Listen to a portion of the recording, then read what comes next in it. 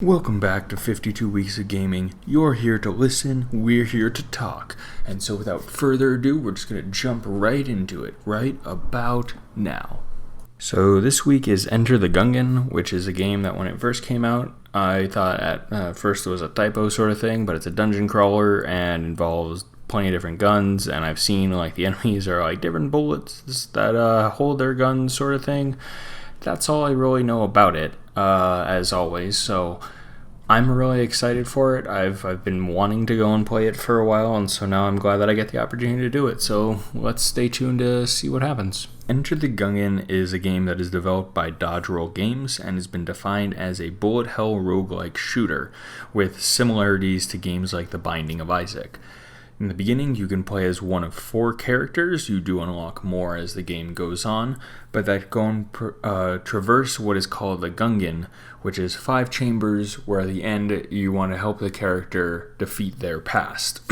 Each chamber, or each floor as it is, has a number of rooms in it which are randomized and procedurally generated each time that you go through, so you're not playing with the same layout each and every time. In those rooms, you might find different enemies, and they could have simple tasks, or they might have complex skills to go and make it a bit more difficult, and it definitely adds to the difficulty the further into the game you go and the further chambers you get into. You also can go and find chests which may have different guns and items in them, and those guns and items total up to over 300, giving you tons of different combinations in it. Now, with all the enemies that are in the game, you could go and dodge the bullets by either hiding behind the different tables that are in the games, or dodge roll over the bullets, which took an idea from the Souls series of games themselves. After each boss fight, you do get a new gun. Sometimes you go and get armor or a power-up in that sense, and you get the currency of the game that goes and helps you unlock more things to use later. The game came out in 2016 for Microsoft Windows, the iOS X. You also had it on PlayStation 4 at the same time, and then a year later you had it coming out for the Xbox One as well as the Nintendo Switch.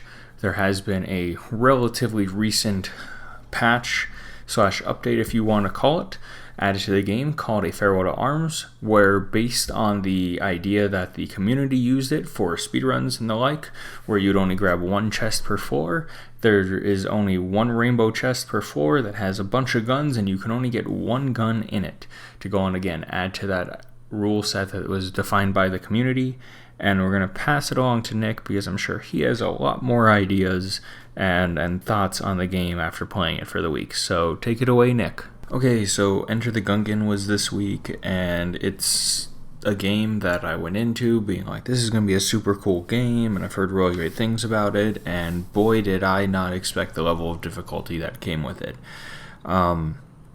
I want to say it's like Super Meat Boy and Binding of Isaac in terms of how the puzzles are laid out. Well, more Binding of Isaac sort of style with this like 8-bit, 16-bit-esque dungeon crawler with procedurally generated maps and kind of an overall theme to it. But there's so much in this game that the best way to go and describe it is the game genre that I've seen before called bullet hell, where essentially it's just you dodging bullets all the time, and it's a lot of that, because every enemy goes and fires bullets that are the red dots that you have to go and watch out for, and you could dodge roll them or use your blanks to be able to go and block them, but it's all about timing and figuring it out and using all these abilities, and it's just, there's a lot into a game that at the surface looks super simple and has a very basic concept of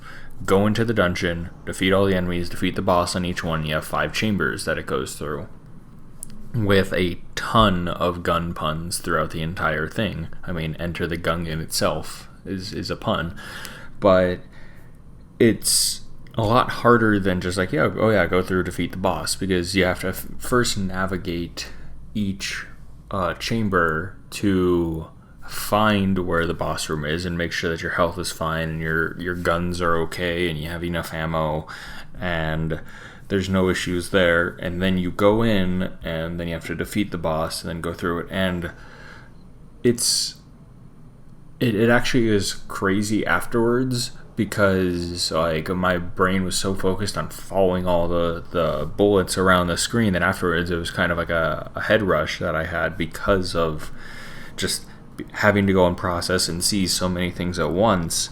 That doesn't mean that it wasn't fun, though. I absolutely love this game, and I think it's something that's a lot of fun, and it's a difficult game to master, but it's definitely fun. You pick up things as you go. So like going into the first chamber's boss room, and depending on who I got, I would be able to be like, okay, if I go and handle them this way, and usually for the most part I was able to kind of get it down, so I'd be able to perfect it. And if I messed up, I was like, ooh, shouldn't have done that, or mistimed that, or forgot something small. But you kind of figure out the patterns to all of it, and that's all that the game is a series of patterns for the bosses. You know what the normal enemies go and do, so you can kind of figure them out, and then the bosses, once you figure out their patterns on how their bullets work and their moves, that you could go and figure it out. And I could see something like this being in a speedrun, and it probably has been, because it feels like a speedrun-esque game, just the overall feel for it. But it is a ton of fun to go and play this game, and they have co-op in it, which I do believe it's only local co-op, but you just get someone else to kind of run around with you and shoot things and go and kill bullets, because bullets are the things that go and shoot bullets. So I don't know. It's much deeper than I thought it would be, but yeah, no, I had a lot of fun with this game.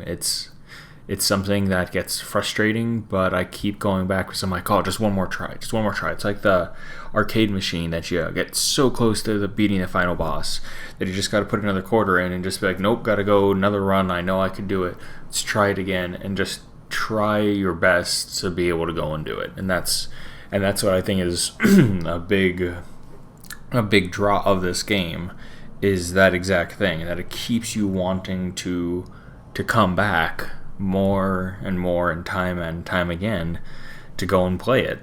And I think every game should try to go and achieve that. So who would want to go and play a game like this? I would say people who like the Binding of Isaac, Super Meat Boy, Bullet Hell sort of games would want to go and play this. I would say actually, I don't know if I've ever said this in a way, but people who have difficulty with a bunch of things being on the screen and popping up all of a sudden, not really flashing like epileptic stuff, like in that sense of flashes, but it's still, I could see it being a trigger. And so I would still say for people that have those sorts of tendencies, they should stay away from this game just because of that. It's not that it's bad and there's flashing images or anything like that, but as I said, I felt a bit of a head rush afterwards, and it just made me think that someone who is more prone to those sorts of things might not fare as okay as I did in comparison. But yeah, I think people who enjoy like the shooters and the dungeon crawlers and the random maps and things like that would definitely go and get a kick out of this game. Now, do you think that, based on your thoughts of the game and how you felt afterwards, whether or not you're going to want to keep playing the game in the future?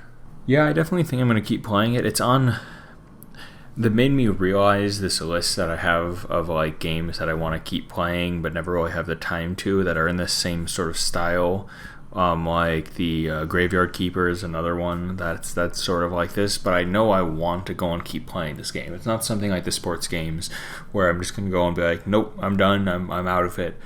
This is something that I really want to go and keep playing because I have fun with it.